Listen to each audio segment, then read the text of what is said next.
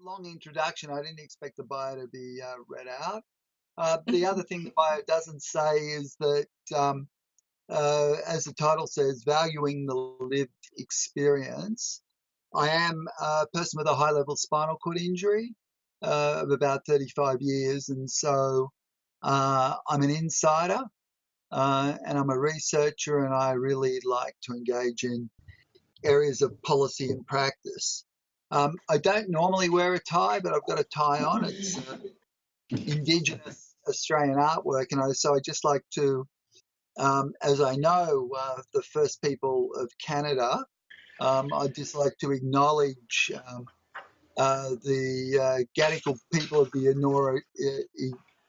Eora Nation, whose land I'm presenting on today, and think about all types of diversity when we're working with marginalised spaces. Okay, I really like following other people, and I can bounce off other people and what they presented. So I'm going to give you a bit of a smorgasbord to start with. And if I can bring up the second slide, I'll pop over to the third slide. Oops. There. Excellent. So this is a slogan, if you haven't heard it before: nothing about us without us. Disability, Impression and Empowerment was a key book, but that phrase has been around in the sector for a long time. And what I think gets missed a lot in the research space is that a lot of the time people with disability are sick of being subjects of academics who fly in, fly out, do their paper, and then never hear from them again. So think about your research of working with people and for people, and making sure that your work's disseminated back to those individuals as well. And what you'll find is you build trust, respect, and ongoing relationships. And I think that's a really important thing to remember. So if we pop over to the third slide, I also just wanted to contextualize a lot of this research within the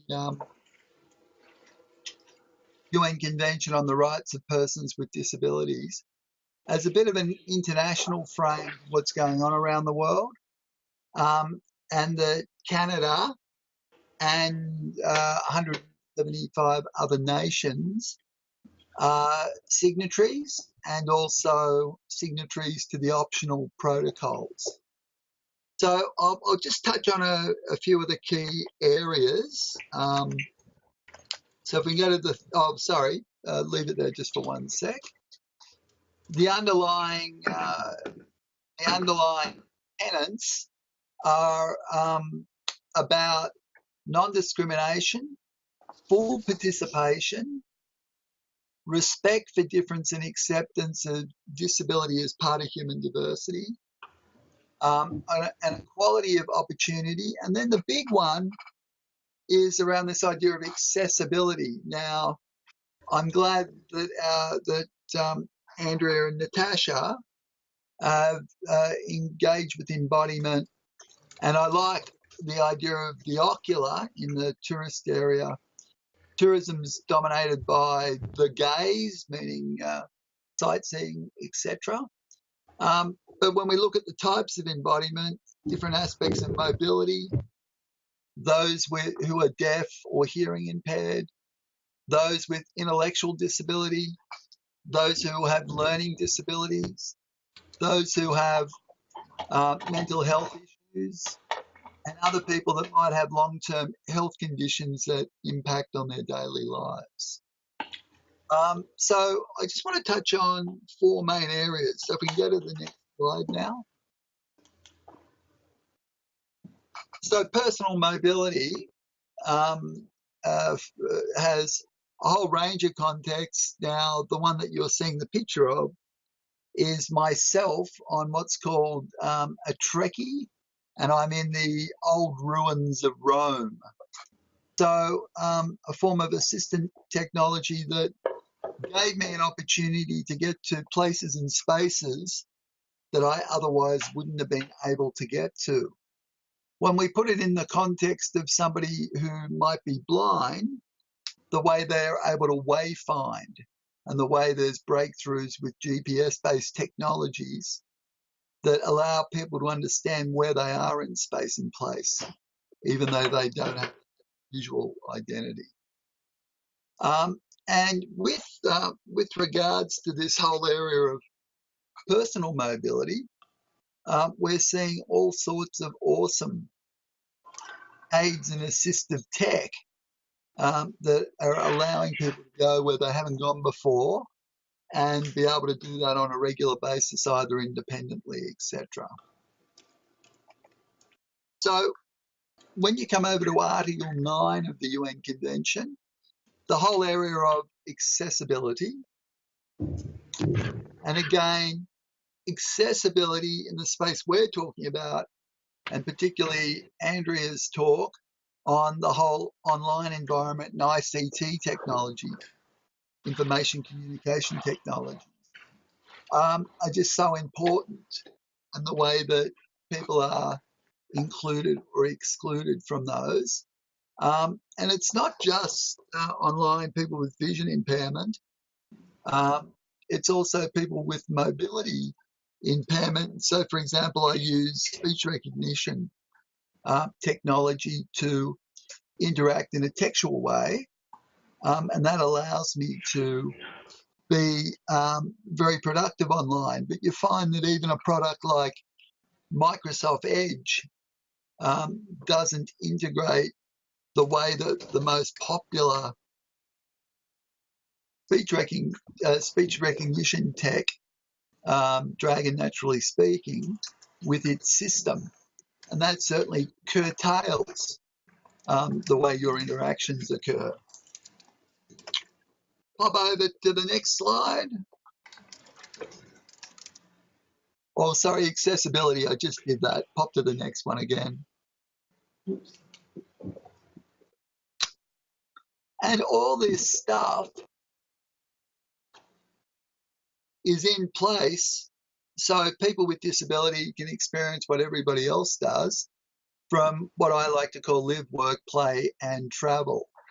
So the employment space and what they call cultural life, which includes leisure, sport, tourism, the arts, etc. And so a great deal of my work, sure, it's got the academic component to it, but I also play in the space of policy and practice. And I should have also said, for all the guys in the sports science kinesiology area, I started off my life before my spinal cord injury as a physical education teacher, and then had a life change. And I'm also an environmental planner by profession, and strangely ended up in a business school, but that's another story.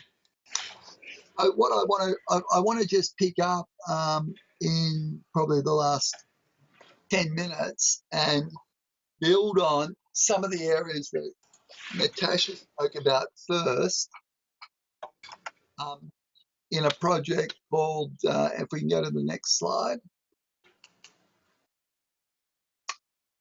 So similar to Natasha's project, I was involved in a major project on a government department giving seed funding for a social enterprise, a non-for-profit developing a combination of hardware and software customization on what was called the Gene platform, and also entering into a commercial agreement with a major telco called Optus.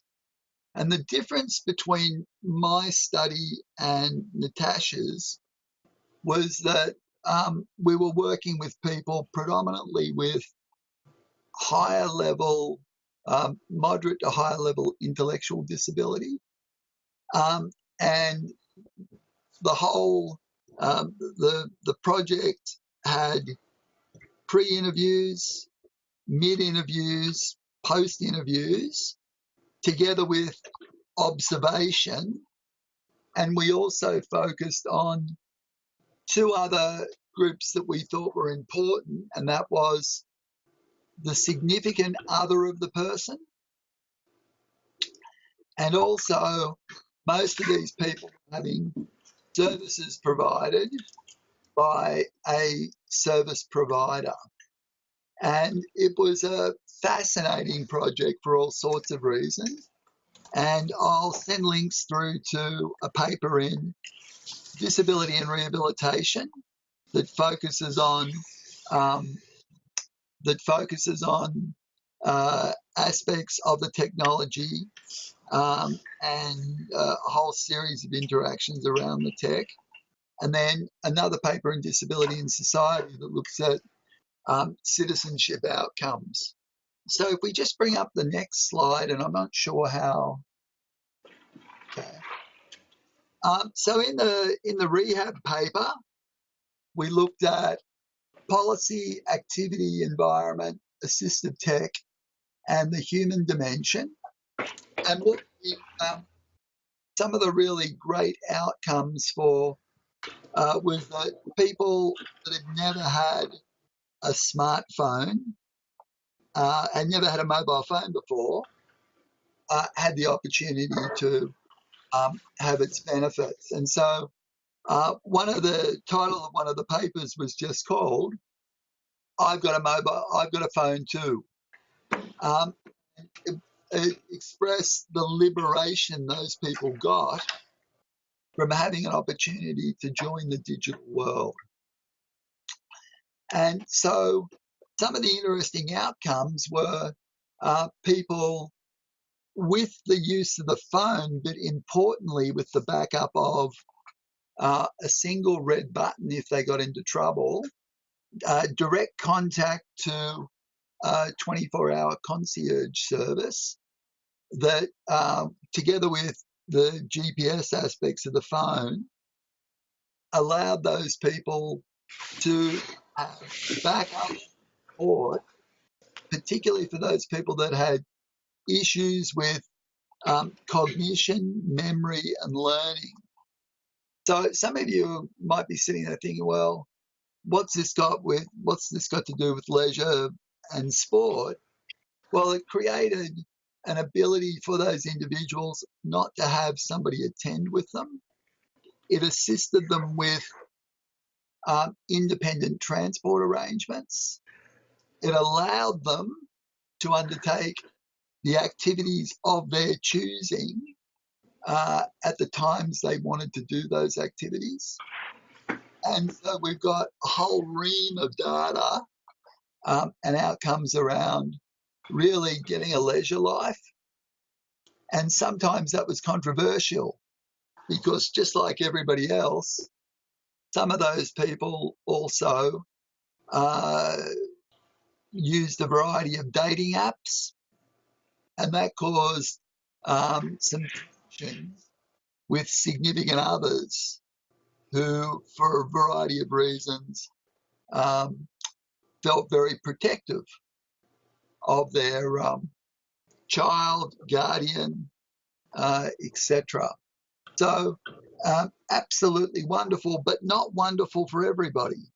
So we found that significant others and service providers quite often acted as a barrier to allowing the use of the technology because it upset the status quo of their lives.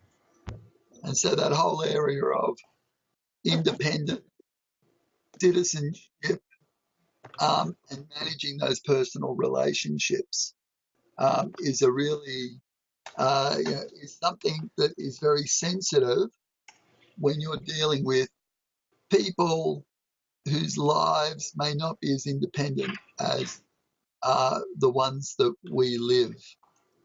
So that's one of the projects, and the way that it was a little bit different to Natasha's project.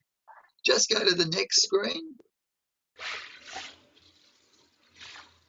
So this was a project around AutoMobility and the vehicle mods market, predominantly for people with physical disabilities. And it involved, in fact, they're my hands. And going back a few years when I got a license after 30 years of not having a license. But some of the ways tech was used in this was all sorts of, there's when people are driving from their wheelchairs or being a passenger, there's all sorts of tie-down devices. And so we were able to use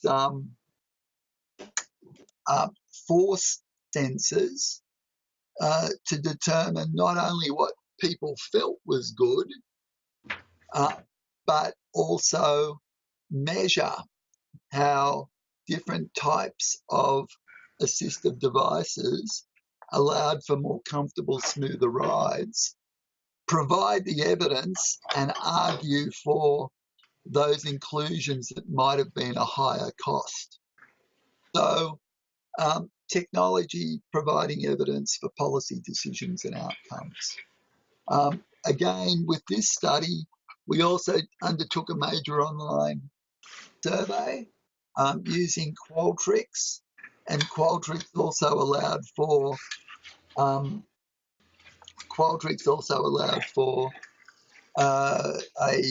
accessible environment, but we also backed up those online surveys with Braille, a whole series of alternative formats, including Braille, Easy English, large text, etc. And it worked very well with the mobile devices. I'm on 15 minutes now. I'll go to the next slide. Now, I'm going to share the screen for a minute. Just one sec.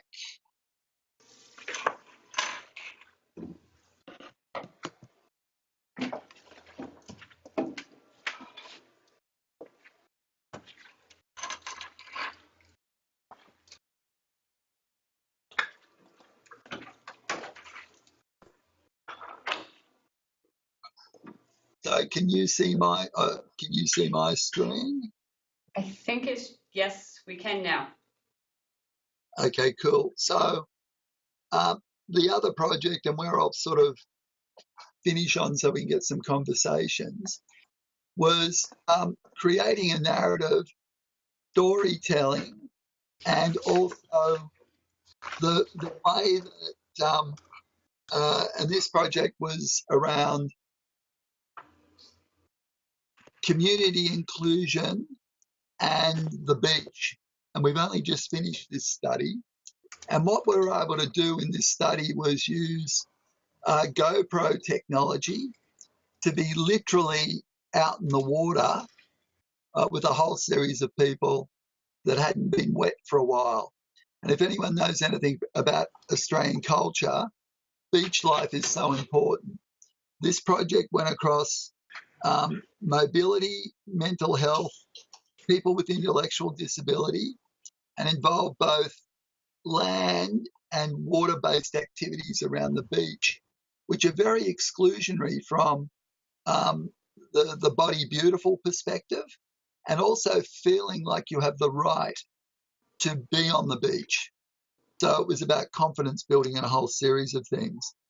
And one of the outcomes of this study, and I'll just bring her up now, was to develop what's going to be a full-blown documentary film. Now, one sec. And I thought I'd show the trailer. My name's Paul Mary, and when I was just 11 years old, I became half man, half machine. After being hit by a car. So we're seeing your PowerPoint still. I think With disability, rather than we all have The capabilities and video's not talents showing. that are unique, and we make the world a heck of a lot more if when you exciting. share screen, is it giving you the option of showing a particular program? Experiences can be Okay, completely accessible. okay. because no one has thought about exercise for people with. Okay, apologies from that. I'll come back. No.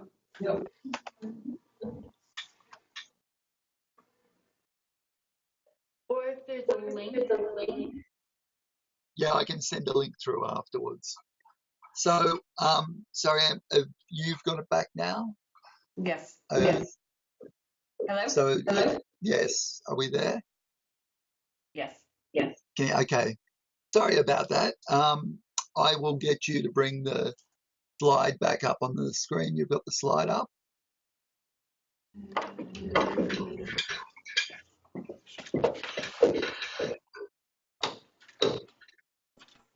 Yes, it's back up. Okay. So, within this project, there was a series of small documentaries made about each of the different groups, and then there was a separate funding arrangement to bring together with a professional video production team, and it was done to increase the social impact of the programs and to get the message out about doing community inclusion, working with people with disabilities, and creating that narrative isn't as hard as you think it is. And we were able to do that first up by through having those video vignettes of the way space and place was engaged with assistive technology and being able to data collect on the ground. So I'll end my presentation there, so we've got time for some questions. And thanks very much for the opportunity to present.